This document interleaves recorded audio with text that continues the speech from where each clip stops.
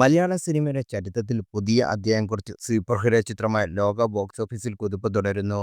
Release ചെയ്ത് തുടർച്ചയായി 20 ദിവസങ്ങളിൽ 2 കോടിക്ക് മുകളിൽ കളക്ഷൻ നേടി ആദ്യ മലയാള സിനിമയായി ലോകം മാറി. ഈ അസാധാരണ നേട്ടം മലയാള സിനിമ വ്യവസായത്തെ വലിയ ആത്മവിശ്വാസമാണ് നൽകുന്നത്. ആദ്യ ദിനം തന്നെ കേരളത്തിൽ നിന്ന് 2.70 കോടി രൂപ നേടി മികച്ച തുടക്കം കുറിച്ച ചിത്രം പിന്നീട് കളക്ഷൻ റെക്കോർഡ് ഓരോന്നായി ഭേദിച്ചു. ആദ്യ ആഴ്ച തന്നെ ചിത്രം 5 കോടി മുകളിൽ കളക്ഷൻ നേടി ഞെട്ടിച്ചു. എട്ടാം ദിവസം 6.18 കോടിയും 10-ാം ദിവസം 7.30 കോടിയും നേടി ചിത്രം പ്രേക്ഷകരെ ആവേശത്തിലാക്കി. വാരാന്ത്യങ്ങളിൽ മാത്രമല്ല പ്രവൃത്തി ദിവസങ്ങളിൽ ചിത്രം മികച്ച കളക്ഷൻ നിലനിർത്തുകയും ചെയ്തു. തുടർച്ചയായ 20 ദിവസങ്ങളിൽ 2 കോടിക്ക് മുകളിൽ കളക്ഷൻ നേടുക എന്നത് ഒരു മലയാളി സിനിമയെ സംബന്ധിച്ച് വലിയ നേട്ടമാണ്. 19-ാം ദിവസം 2.4 കോടിയും 20-ാം ദിവസം 2.09 കോടിയും ചിത്രം ഈ ചരിത്ര നേട്ടം പൂർത്തിയാക്കി. 20 ദിവസത്തെ കേരള കളക്ഷൻ മാത്രം 93 കോടി രൂപയാണ്.